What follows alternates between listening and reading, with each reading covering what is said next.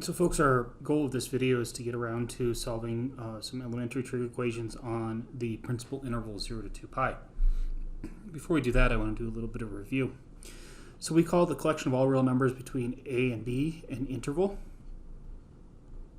And if specifically we want to include a and b, then we're going to write that interval as a comma b, and I'm going to use these brackets. These brackets tell the reader that we are including a and b. So, for example, if you were to see this particular inequality, 4 is less than or equal to x, which is less than or equal to 7, in interval notation, this would look like 4 to 7. That is, x can be any number between 4 and 7. It may include 4 because of this or equal to, so we denote that with the bracket. And it may include 7 because of this or equal to, so we denote it with the bracket. If we wish to exclude both a and b from the interval, then we'll write it as a comma b, where we use parentheses there. That tells the reader that we are excluding a and that we are excluding b from the interval. For example, if we were to look at this interval, this says 4 is less than or equal to x, which is, this says 4 is less than x, which is less than 7. Notice that if I were to plug in a 4 into this for x, that would be a false statement because 4 is not less than 4, and so 4 is not included in our answer set, and that's why we use the parentheses then when denoting that interval. Same thing holds with 7, and so we use the parentheses there.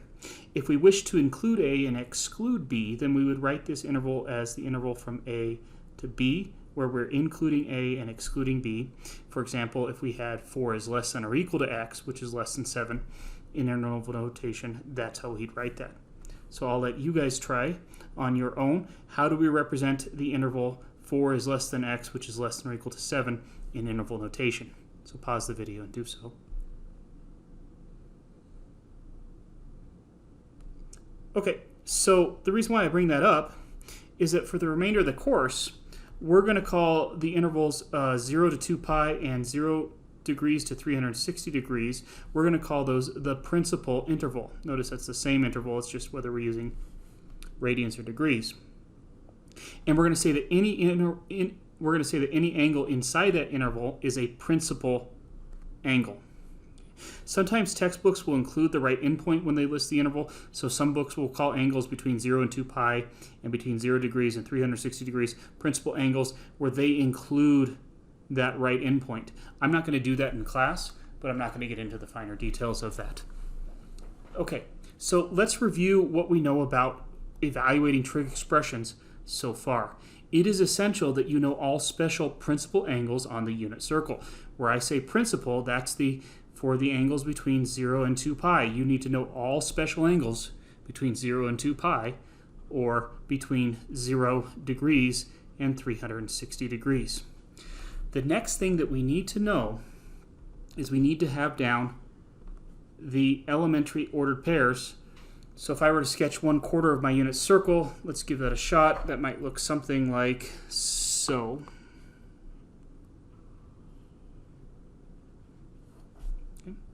And we know, we just said that we need to know all of the principal angles. So that's the angle right here that corresponds to an angle of 0. This corresponds to an angle of, let me put that in a different color, that corresponds to an angle of 0. This corresponds to an angle of pi over 2. Right in the middle would be the angle pi over 4.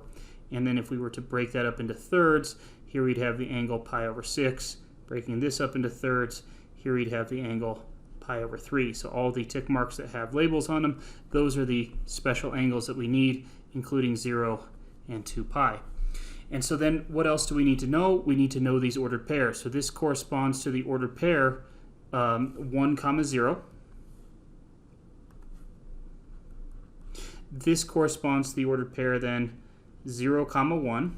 And then we need to know these 3 ordered pairs here. So this is the ordered pair, the square root of 3 over 2, 1/2. This is the ordered pair, the square root of 2 over 2, square root of 2 over 2. And this is the ordered pair 1/2, the square root of 3 over 2. So these are the values that we need to know on the unit circle. Then previously we've talked about this notion of reference triangles. So let me draw a reference triangle right here.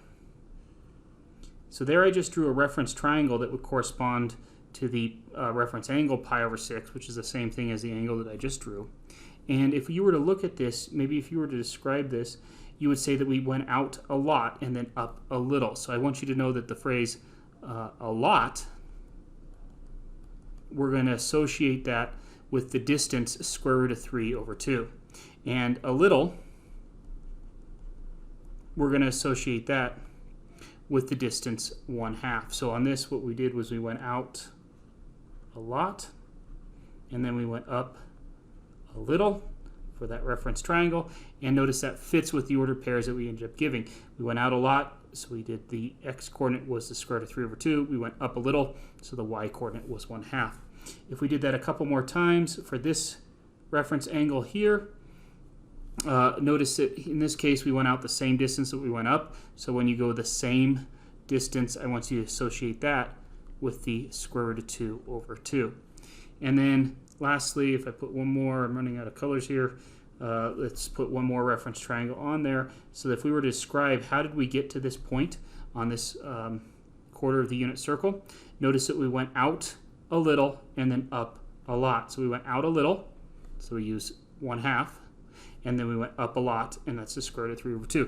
Folks, this is just a mnemonic, but I think it's a very helpful mnemonic for memorizing all of these ordered pairs on the unit circle. Notice that this mnemonic doesn't help you with memorizing these two ordered pairs on that first quarter of the unit circle, but then again, because it's a unit circle and the radius is 1, I don't think we should have any trouble finding out what those pairs are. It's the pairs that are between 0 and pi over 2 radians. Those are the ones that are hard to find.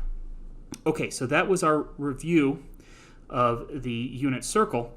Now we can go ahead and, based on the steps above, we can compute various trig values. So here we're asked to compute the sine of 3 pi over 4.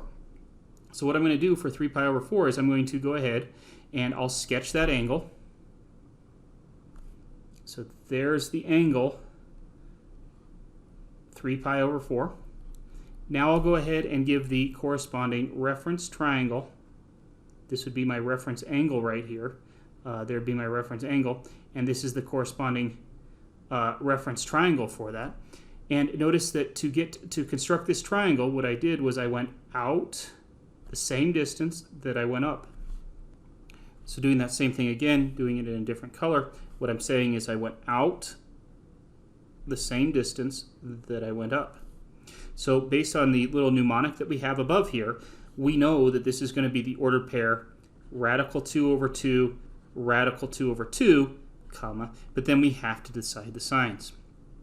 Notice that when I was saying that we were going to go, clean this up just a little bit, just a second. There we go.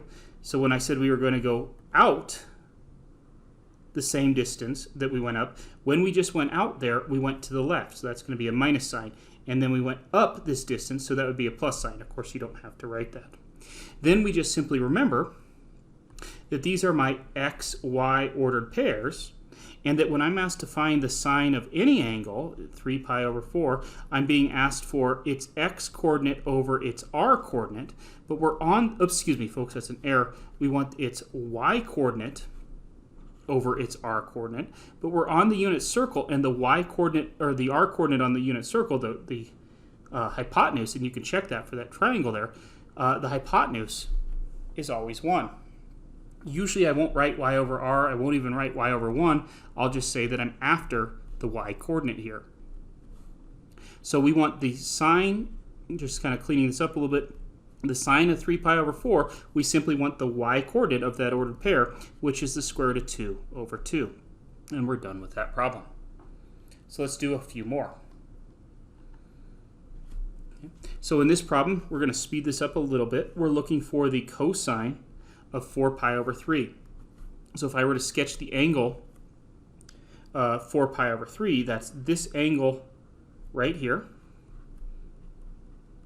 And so if I were to construct the reference triangle for that, this, oops, come on. This would be the reference triangle for that. If I were to describe how I got there, I would say that I went back a little first and then down a lot. Back a little, down a lot. Hopefully you can see the illustration that I'm doing. And what do we say here? Our little mnemonic is that a little corresponds to a half, and a lot corresponds to the square root of 3 over 2. So this would be the ordered pairs. We just said we want to go back a little, so that's absolute value terms a half, down a lot, absolute value terms, that's square root of 3 over 2. But then what? We went back, so this will be a minus sign, and we went down, so this will be a minus sign. Now we've got that ordered pair. So now let's go ahead and evaluate the cosine of 4 pi over 3. I usually won't write this next step. Always the cosine value is the x-coordinate over r, and always the r on the unit circle is 1. So that just simplifies down to x. And so every time on the unit circle, the cosine value is just x. We don't need to write these intermediate steps again. So then if I want the cosine of 4 pi over 3, I just want the x-coordinate, and that would be minus 1/2. And there we've answered that. So let's do a couple more. Here we're asked for the tangent of 11 pi over 6. So speeding this up, what I'm going to do now is instead of drawing the angle, I'm just going to jump straight to drawing the reference triangle. I'm able to do that so quickly because I have the unit circle values memorized. I don't need to plot the angle 11 pi over 6. Now, if you want to, and for a while you may need to do that, there's the angle 11 pi over 6, and then I sketch the reference triangle. I now need those coordinates. That's going to be out a lot, so that'd be square root of 3 over 2, down a little, so minus 1/2. So when we go to evaluate this tangent value of 11 pi over 6, we want to go, well, we remind ourselves that the tangent is the ratio of the y-coordinate over the x-coordinate, and in our case, the y-coordinate is minus 1/2, and the x-coordinate is the square root of 3 over 2. This reduces down to be minus 1 over the square root of 3.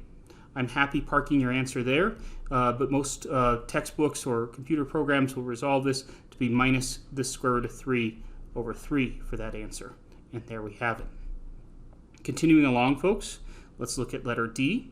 We want to evaluate the secant of 5 pi over 6.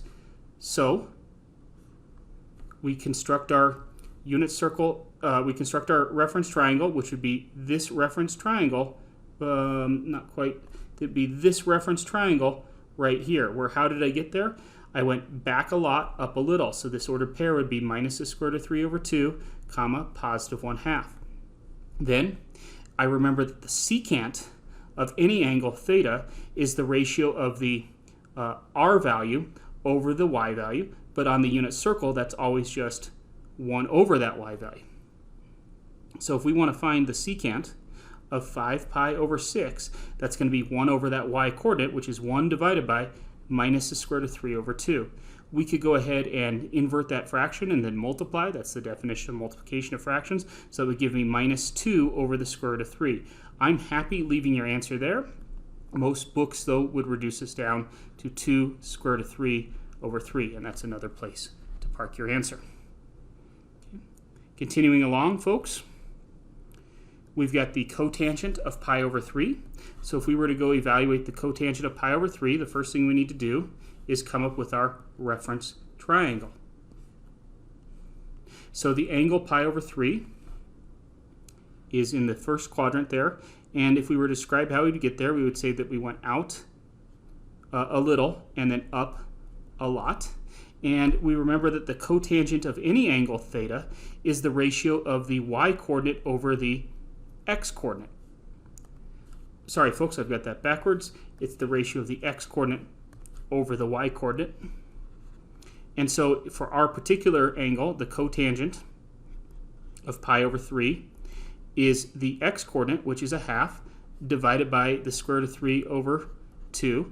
That simplifies, if you were to invert and multiply, we'd have 1/2 times 2 over the square root of 3, which simplifies to be 1 over the square root of 3. I'm happy parking the answer there, but you could clean that up by rationalizing your denominator to give you the square root of 3 over 3, and you can park your answer there.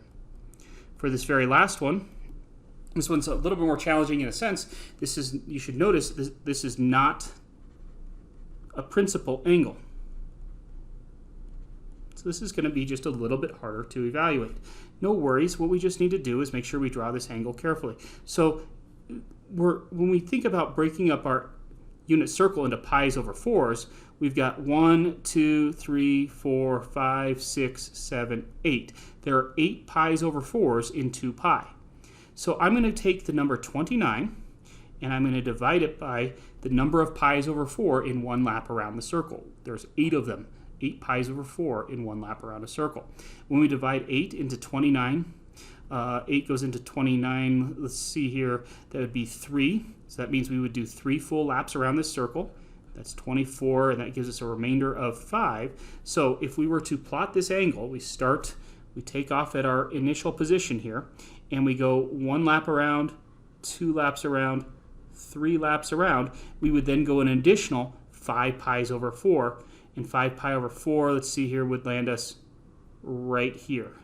So that's kind of a mess to draw, but what we're saying here is that evaluating this is the same as evaluating the cosine of 5 pi over 4, where I got the 5, that number 5, from the remainder when I divided 29 by 8. That's a systematic way of getting to the answer. There are many other correct ways to get to that answer, but we're going to be evaluating the cosine of 29 pi over 4. That's the same thing as doing the cosine of 5 pi over 4. The next thing I need to do is just go ahead and give the ordered pair there. So notice that's minus the square root of 2 over 2, comma, minus the square root of 2 over 2. I get that because the reference triangle would be same there. And I'm doing this a little bit faster here. So now we can go ahead and give our cosine value. Our cosine value is just the x coordinate of that ordered pair, which would be minus the square root of 2 over 2. And there we've finished that. Folks, that was a good review. I would think that in this class, if ever you suddenly realize you're having a harder time than usual evaluating your trig expressions, I would recommend that you come back to this sequence of examples here. I think that this is kind of your perfect set of examples for how to evaluate your unit circle values by hand. In the next video, we're going to pick up with the topic that we want to address, which is solving equations on 0 to 2 pi. So notice in this case what we have here is an equation, and we're going to solve it for theta. I'll see you there.